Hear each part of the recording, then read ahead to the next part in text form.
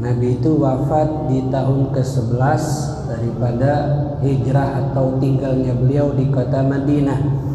Dan mulai ada rasanya Nabi Muhammad akan pergi meninggalkan dunia ini ketika sudah masuk bulan Ramadan di tahun tersebut. Jadi ketika di bulan Ramadan, Nabi Muhammad itu mempunyai kebiasaan selalu iktikaf di 10 malam terakhir. Namun di bulan Ramadan terakhir ini, Nabi Muhammad iktikafnya lebih dari 10 malam. Sampai 20 malam Nabi Muhammad melakukan iktikaf. Sahabat belum merasakan kebiasaan aneh yang dilakukan oleh Nabi saat itu. Sampai masuk bulan Dzulhijjah, Nabi Muhammad melaksanakan ibadah haji. Yang haji tersebut dikenal dengan Hajjatul Wada, haji perpisahan. Disebut haji perpisahan ya setelah Nabi meninggal. Saat Nabi melakukannya belum ada kata Hajjatul Wada, masih dianggap haji biasa. Nah, ketika di Mina waktu penyembelihan hewan kurban, Nabi Muhammad itu saat masuk Idul Adha pasti selalu berkorban. Yang Nabi korbankan adalah 2 ekor kambing. Nabi berkorban dengan tangan beliau sendiri. Maknanya Nabi sendiri yang menyembelih 2 ekor kambing tadi. Kambing yang pertama setelah beliau sembelih, beliau hadiahkan untuk beliau dan keluarga beliau. Ini untuk Muhammad dan keluarganya Muhammad. Kambing yang kedua setelah beliau sembelih, beliau hadiahkan ini untuk umatnya Muhammad. Di umatnya Nabi Muhammad itu sudah dapat pahala kurban setiap tahun yang Nabi kurbankan. Sayangnya Nabi sama kita.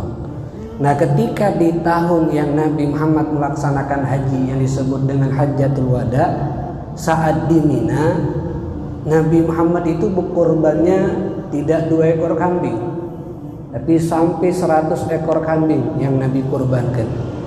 Dari 100 ekor kambing tadi, 63 ekor kambing Nabi sembelih sendiri. Jadi dari kambing pertama sampai yang ke-63 Nabi sembelih sendiri. Nah, 37 sisanya itu Nabi suruh Al-Imam Ali bin Abi Thalib untuk menyembelihnya. Sahabat belum ngerasukan kenapa Nabi menyembelih sampai 63. Itu tahu Nabi Muhammad meninggal usianya 63 tahun. Seakan-akan tuh Nabi kepengen 1 tahunnya dari usia beliau adu kurban. Jadi 1 tahun 1 ekor kambing, sampai 63 tahun 63 kambing. Sahabat belum ngerti kenapa Nabi Muhammad ini 63 yang beliau sembelih dewe. 37-nya disuruh kepada Imam Ali. Sampai ketika di haji itu, ketika Nabi khutbah di Arafah, Nabi yang di saat itu turun ayat al-yauma akmaltu lakum dinakum wa atmamtu alaikum ni'mati wa raditu lakumul islama dina. Semua sahabat gembira karena syariat sudah Allah sempurnakan, kecuali Abu Bakar As-Siddiq yang menangis. Karena kalau sudah syariat ini dibawa oleh Nabi sudah sempurna, berarti misi Nabi sudah selesai, tugasnya Nabi sudah selesai. Berarti tidak lama lagi Nabi akan pergi meninggalkan dunia ini. Sehingga itu yang membuat sahabat Sayyidina Abu Bakar menangis. Kemudian pulanglah Nabi Muhammad dari haji tersebut sampai masuk bulan Safar. Di akhir-akhir bulan Safar Nabi sudah mulai merasakan sakit. Sampai setiap hari semakin tambah sakitnya, semakin tambah sakitnya.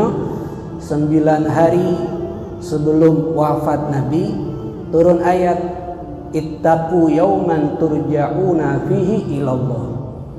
Bertakwalah, takutlah kepada hari yang kalian akan kembali kepada Allah Subhanahu wa ta'ala, itu hari kiamat, hari kematian. Tsumma tuwaffa kullu nafsin ma kasabat.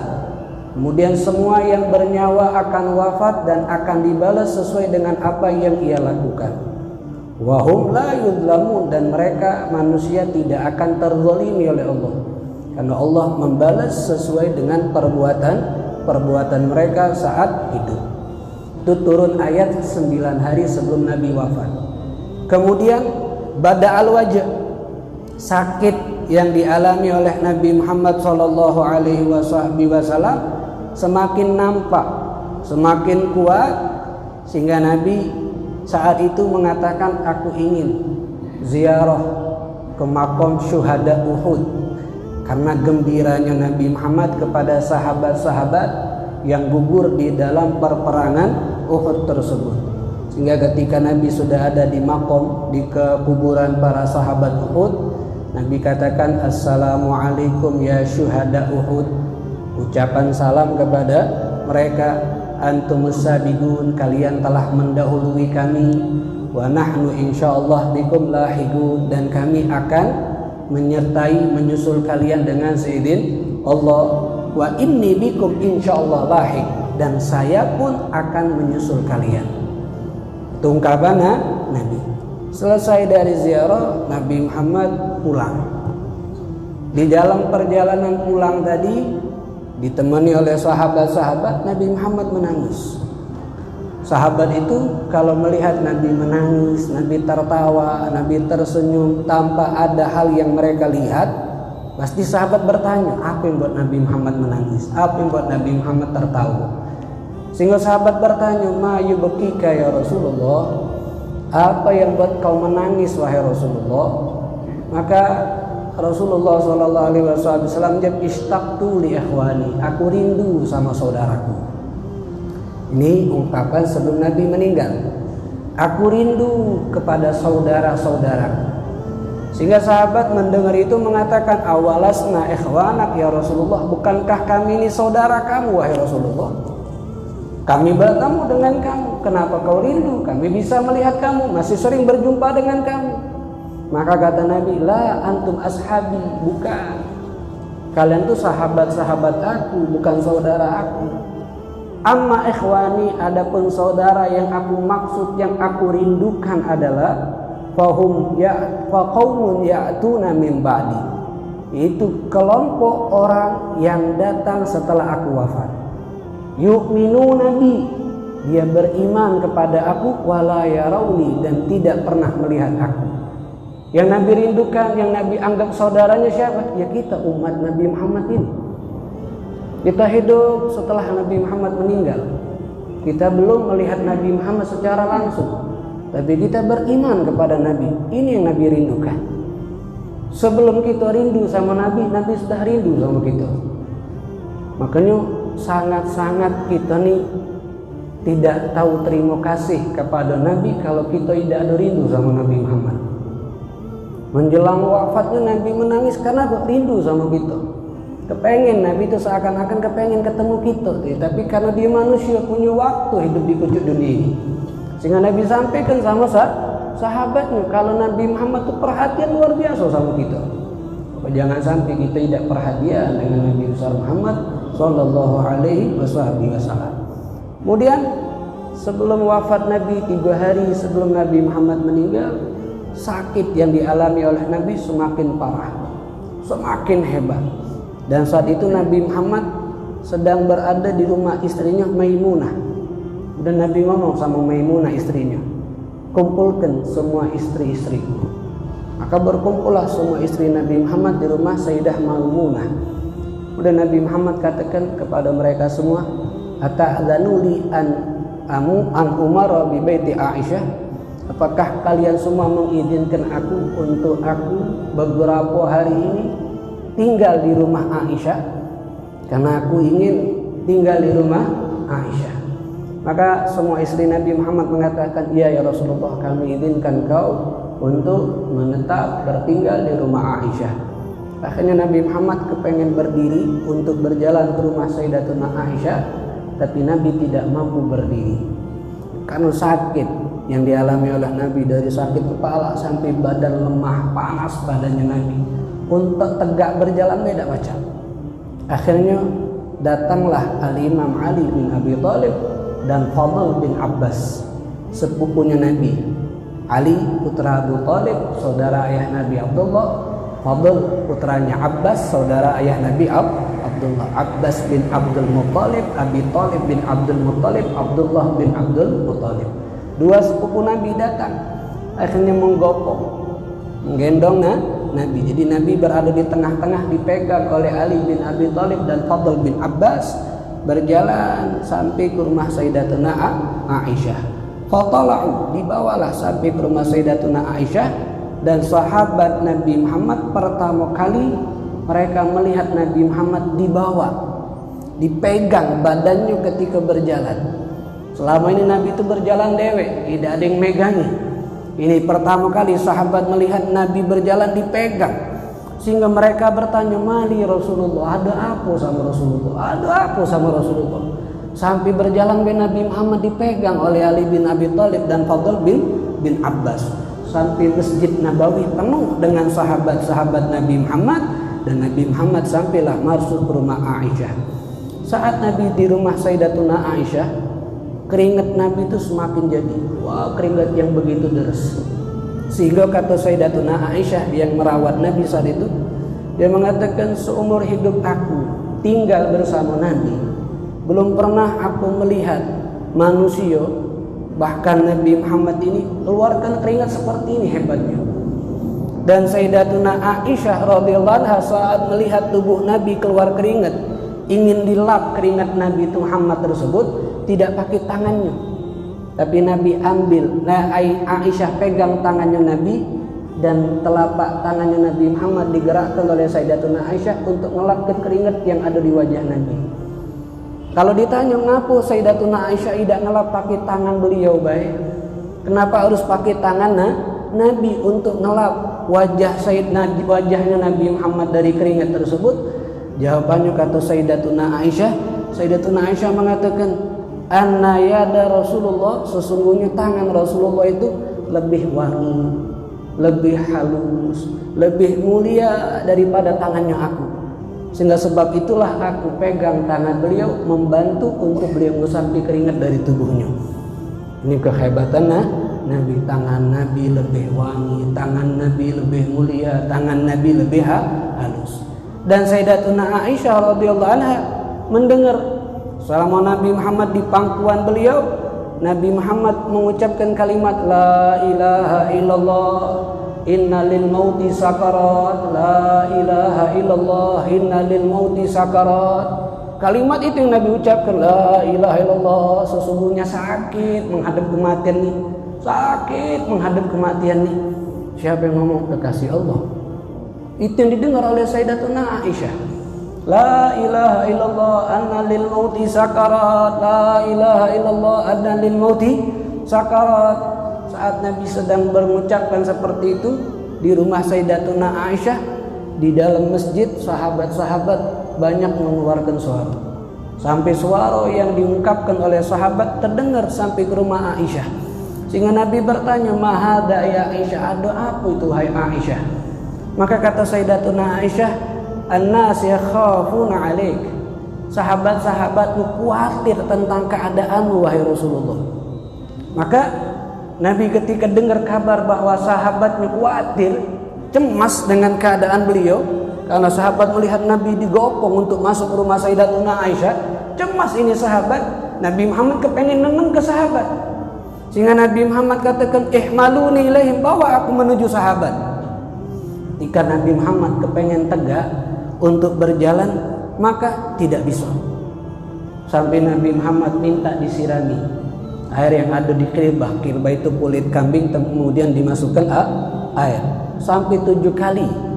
7 kirbah yang disiramkan ke wajah Nabi Muhammad untuk mereda kepanasnya, untuk menurunkan panasnya. Berarti panas Nabi Muhammad luar biasa.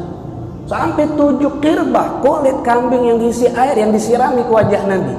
Saat sudah ngerasakan agak lemahan, maka Nabi Muhammad SAW maka berdiri, dibantu oleh Ali bin Abi Thalib dan Fadl bin Abbas untuk berjalan sampai ke masjid, dan Nabi Muhammad naik mimbar. Saat Nabi naik mimbar, Nabi ungkapkan kepada sahabat, ayyuhan nas ka'annakum takhafuna aliyah, wahai sahabatku, Seakan-akan aku perhatikan kalian takut, cemas, memikirkan keadaan saya. Maka sahabat mengatakan, "Naam ya Rasulullah, tentu wahai Rasulullah, kami cemas, kami khawatir tentang keadaan kamu." Maka kata Nabi Muhammad SAW, "Ayyuhan nas, mau'idukum ma'i laysad dunya." Wahai sahabatku, tempat yang Allah janjikan untuk kalian kekal bersamaku bukan di dunia. Mau'idukum ma'i indal haud. Tempat yang Allah janjikan untuk kalian kekal bersamaku indal haud, di telaganya aku nanti di surga. Wa ka'anni anzuru ilaih min magami hada. Dan aku sudah melihat tempat tersebut dari tempat aku berdiri saat ini. Kemudian Nabi Muhammad memberikan nasihat, "Wahai manusia, mal faqr akhsha alaikum, bukan kefakiran yang aku takutkan sama kalian. Walakinni akhsha alaikum ad-dunya. Yang aku takutkan akan terjadi menimpa kalian adalah urusan dunia. Kalian ribut, kalian berebutan mengambil dunia, sehingga kalian lupa untuk menyelamatkan nyawa orang lain, memberikan keuntungan kepada orang lain. Ini yang menghancurkan umat-umat terdahulu karena cintanya sama dunia." Kemudian Nabi Muhammad juga menasihat ke ayyuhan nas, Allah bisalah. Perhatikan urusan sholat, perhatikan urusan sholat, jangan diabaikan, jangan diremehkan urusan sholat. Udah Nabi Muhammad katakan, ittaqu fin nisa, jagalah perempuan-perempuan kalian, jagalah perempuan-perempuan kalian, jangan diabaikan, jangan diacuhkan, jangan tidak dinasihati. Itu perintah dari Nabi Muhammad di akhir hayatnya. Udah Nabi katakan, inna abdan, ada seorang hamba diberikan pilihan oleh Allah untuk menetap kekal di atas dunia atau pergi menghadap Allah Subhanahu wa taala. Dan hamba tersebut lebih memilih untuk pergi menghadap Allah Subhanahu wa taala. Ungkapan Nabi ini tidak ada yang memahami hamba yang Nabi maksud di situ siapa. Karena Nabi ketika ngomong hamba, yang beliau maksud adalah beliau sendiri. Karena Nabi ditawarkan untuk tetap di dunia atau pergi menghadap Allah. Dan hamba tersebut lebih memilih Allah. Yang paham siapa hamba tersebut dari semua sahabat adalah Sayyidina Abu Bakar As-Siddiq. Ketika Sayyidina Abu Bakar As-Siddiq mendengar kalimat tersebut, maka Sayyidina Abu Bakar tidak bisa mengontrol dirinya untuk ingin berkata kepada Nabi Muhammad SAW, sehingga Sayyidina Abu Bakar memutus tengah-tengah Nabi sedang memberikan nasihat kepada sahabatnya. Dengan Sayyidina Abu Bakar mengatakan, fadainaka bi abaina wa ummahatina wa auladina wa amwalina. Kami rela wahai Rasulullah mengorbankan ayah kami, mengorbankan ibu kami, mengeluarkan anak kami, mengorbankan harta kami, bahkan nyawa kami untuk kamu wahai Rasulullah. Sehingga sahabat yang lain, ini kenapa Abu Bakar memutus ucapan Nabi Muhammad di tengah-tengah khutbahnya? Sahabat tidak paham, tapi Sayyidina Abu Bakar paham. Karena Nabi Muhammad lebih memilih kepengen menghadap Allah. Sehingga kata Nabi Muhammad, fama minkum min ahad, di antara kalian semuanya punya keutamaan di sisi aku, punya kelebihan di sisi aku. Tapi kelebihan kalian ini wahai sahabat, aku mampu membalasnya. Aku mampu membalasnya. Kecuali kebaikan Abu Bakar, aku tidak bisa membalasnya. Kecuali kebaikan Sayyidina Abu Bakar, aku tidak mampu membalas dengan diri aku sendiri, kecuali Allah yang akan membalas kebaikan Abu Bakar kepada aku. Di situ Nabi menunjukkan bagaimana keutamaan sahabat Abu Bakar As-Siddiq radhiyallahu anhu. Kalau kamu berbuat baik, aku pacak balas kebaikan kamu. Tapi kalau Abu Bakar As-Siddiq berbuat baik sama aku tidak pacak. Saking banyaknya, saking hebatnya kebaikan Sayyidina Abu Bakar yang beliau keluarkan untuk membantu Nabi besar Muhammad sallallahu alaihi wa alihi wasallam. Kemudian Nabi Muhammad sallallahu alaihi wasallam sebelum turun dari mimbar, dia kalimat yang beliau ucapkan terakhir adalah kata, wahai sahabatku, igra'u minni as-salam, sampai ke salam dari aku, ala man tabi'ani min ummati, bagi umat yang mengikuti aku sampai hari kiamat. Kalau kita meloi Nabi, kita dapat salam dari Nabi Muhammad ini. Kemudian sudah Nabi dibawa lagi masuk ke rumahnya. Saat Nabi di rumah, di pangkuan Sayyidatuna Aisyah, masuk saudara Sayyidatuna Aisyah, Abdurrahman bin Abu Bakar. Yang di kantong Abdurrahman bin Abu Bakar ada kayu siwak. Nabi Muhammad melihat siwak yang di kantong Sayyidina Abdurrahman tersebut. Nabi Muhammad kepengen tapi tidak bisa ngomongnya, kepengen minjem kayu siwak tadi tapi tidak banyak ngomong. Dan Sayyidatuna Aisyah paham arah mata Nabi Muhammad melihat ke siwak tersebut, sehingga Sayyidatuna Aisyah katakan, pinjam siwakmu wahai Abdurrahman. Maka diberikan oleh Abdurrahman bin Abu Bakar. Kemudian oleh Sayyidatuna Aisyah, karena siwak tadi keras, dimasukkan dulu ke dalam mulutnya, dilembutkan dulu siwak tadi, baru dimasukkan ke dalam mulutnya Nabi Muhammad Sallallahu Alaihi Wasallam. Sehingga kata Aisyah mengatakan, keutamaan Allah yang Allah berikan kepadaku, Allah kumpulkan ludahnya aku di dalam ludahnya Nabi Muhammad sebelum Nabi Muhammad wafat. Karena ludah Sayyidatuna Aisyah ada di siwak tadi, kemudian masuk ke dalam mulutnya Nabi. Ini keutamaan yang Allah berikan kepada aku. Kemudian masuk putri Nabi Fatimah. Saat Sayyidah Fatimah masuk melihat Nabi terbaring, nangis Sayyidah Fatimah. Kenapa? Karena Sayyidatuna Fatimah ini setiap bertemu dengan Nabi Muhammad, pasti Nabi Muhammad tegak dan menyambut kedatangan Fatimah. Tapi kali ini Nabi Muhammad terbaring lemes, tidak tegak dan menyambut Sayyidah Fatimah. Biasanya kalau Nabi Muhammad lihat Fatimah masuk, dia berdiri dipeluk Sayyidah Fatimah, dicium keningnya oleh Nabi, putri yang sangat disayangi oleh Nabi. Tiba-tiba ini Nabi Muhammad terbaring lemes, sehingga itu membuat Sayyidah Fatimah menangis. Akan tetapi kemudian Nabi Muhammad memberikan isyarat, kemari wahai Fatimah. Mendekatlah Sayyidah Fatimah, dibisikkan sesuatu oleh Nabi Muhammad, kemudian menangis Sayyidah Fatimah. Kemudian dekati lagi, dibisik yang kedua kali, tersenyum Sayyidah Fatimah. Di situ Aisyah penasaran, ditanyanya setelah Nabi Muhammad meninggal, ditanya, apa yang dibisikkan oleh Nabi sampai kau menangis dan tersenyum? Aku menangis karena Nabi katakan, di hari ini aku akan meninggal wahai Fatimah. Dan kenapa aku tersenyum? Karena Nabi katakan, dari keluargaku yang pertama kali nyusul adalah engkau. Ke Fatimah tidak lama, 6 bulan setelah Nabi Muhammad meninggal, menyusul Sayyidatuna Fatimah, usia 28 tahun Sayyidah Fatimah meninggal. Maka itu yang buat aku senang. Kenapa? Tidak lama aku berpisah dengan ayahku. Walaupun tidak di dunia aku berkumpul, tapi di alam barzakh aku berkumpul dengan ayahku Nabi Muhammad sallallahu alaihi wasallam. Kemudian setelah itu Nabi Muhammad katakan, ukhruju man indi fil bait, yang lain keluar dari rumah ini kecuali Aisyah. Semuanya keluar. Saat Nabi Muhammad dengan Sayyidatuna Aisyah di dalam kamar, datang malaikat Jibril alaihissalam.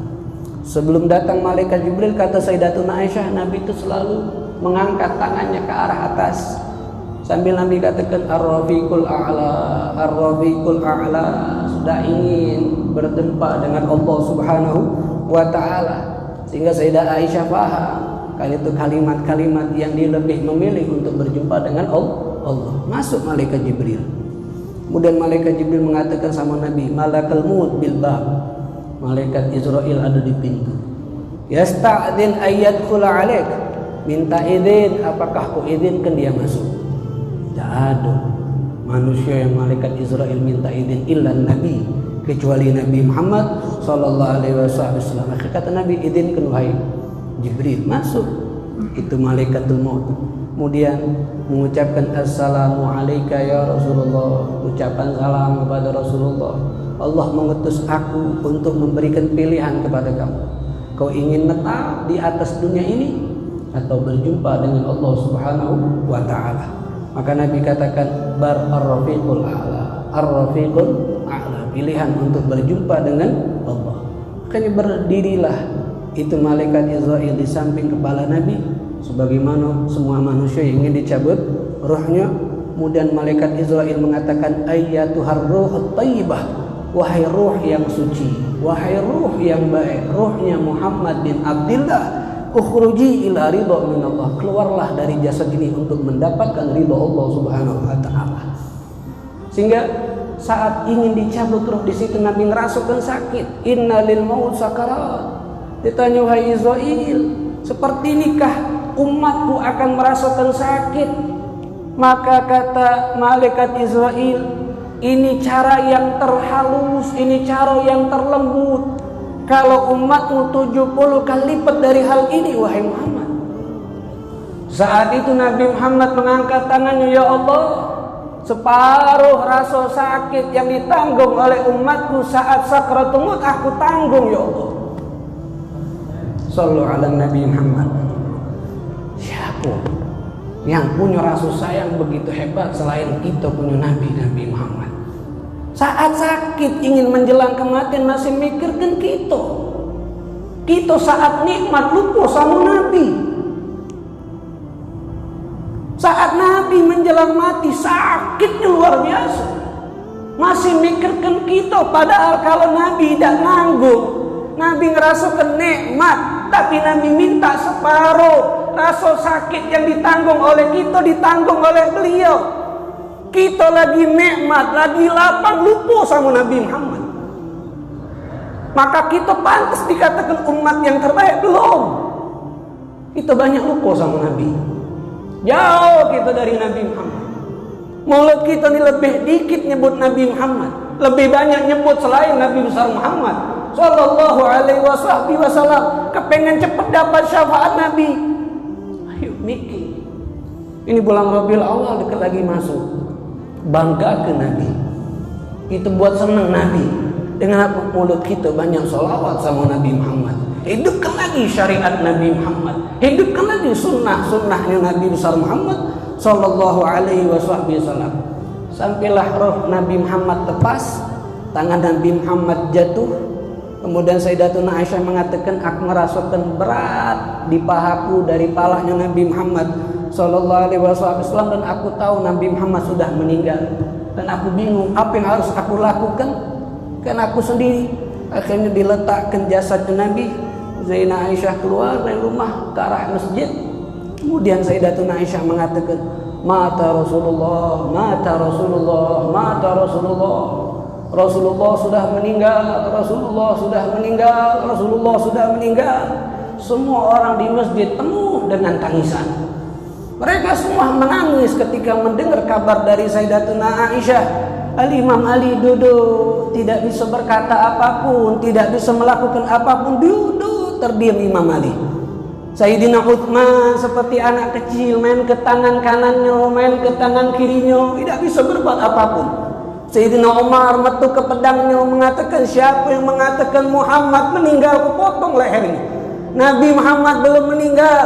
Nabi Muhammad lagi pergi sebagaimana Musa pergi berjumpa Allah, akan balik lagi Nabi Muhammad.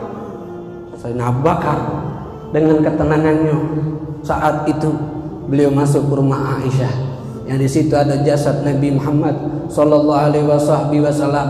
Kemudian dicium Nabi Muhammad oleh Sayyidina Abu Bakar As-Siddiq. Dengan Sayyidina Abu Bakar katakan, wah Habibah, wahai kekasihku, wahai cintaku, wahai ayahku. Dicium keningnya oleh Sayyidina Abu Bakar As-Siddiq. Kemudian Sayyidina Abu Bakar katakan, tibta hayyan wa mutta hayyan. Kau hidup tibta hayyan wa tibta mayitan. Kau hidup dalam keadaan wangi wahai Rasulullah, kau meninggal pun wangi kau wahai Rasulullah. Kau hidup pun wangi, wafatnya pun wangi. Kemudian Nabi Sayyidina Abu Bakar setelah keluar mengatakan kepada orang-orang sahabat yang sedang menangis, man kana ya'budu Muhammadan fa inna Muhammadan yamut. Siapa yang menyembah Muhammad maka Muhammad pasti mati. Wa man kana ya'budullah fa innallaha baqi hayyun la yamut. Dan siapa yang menyembah Allah maka Allah kekal, zat yang maha hidup, tidak akan mati. Kemudian Sayyidina Abu Bakar membacakan ayat, wa ma Muhammadun illa rasul qad khalat min qabli rusul. Turun ayat dibacakan ayat tersebut, Nabi Muhammad sama seperti kita. Siapa yang menyembah Muhammad, Muhammad meninggal. Siapa yang menyembah Allah, Allah tidak akan meninggal. Di situ baru sadar semua sahabat, termasuk Sayyidina Umar bin Khattab sadar, karena Nabi adalah manusia yang diciptakan oleh Allah, ada waktunya hidup di atas dunia ini. Setelah seperti itu, Sayyidina Abu Bakar pergi mencari tempat dewean untuk melampiaskan sedihnya dengan nangis dewean Sayyidina Abu Bakar. Kenapa? Wafatnya Nabi Muhammad Sallallahu alaihi wasallam. Kenapa kita perlu baca wafatnya Nabi? Biar kita ambil pelajaran. Tidak ada manusia yang lebih sayang sama kita kecuali Nabi Muhammad. Wong tua kita sayang, tapi sayang wong tua kita tidak sehebat sayangnya Nabi Muhammad. ayah kita, ibu kita, saudara kita, semuanya sayang sama kita. Cuma Nabi sayangnya luar biasa. Seluruh yang Nabi punya dikorbankan untuk kita, dan Nabi Muhammad belum bertemu dengan kita. Makanya Nabi rindu sama kita. Mudah-mudahan rindunya Nabi Muhammad Allah sampai ke sama kita. Karena kita kepengen balas rindu Nabi Muhammad dengan kita berjuang menghidupkan syariat Nabi besar Muhammad sallallahu alaihi wa alihi wa sahbihi wasallam.